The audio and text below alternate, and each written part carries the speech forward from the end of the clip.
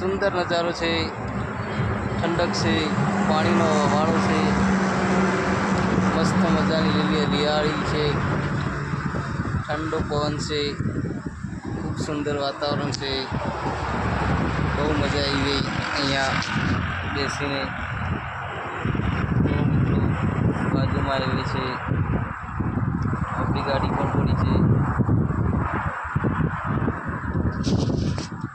આજે તો અહીંયા જમાઈ દીધી છે, ઘેર જવાનું મન થતું નહીં. ખુલ્લી જગ્યાનો પવન ને ખુલ્લી મોજ મજા, કુદરતી વાતાવરણ, ઠંડક, ઘર કરતાં પણ અહીંયા વધારે સારું લાગે એવું વાતાવરણ છે. જય માતાજી મિત્રો.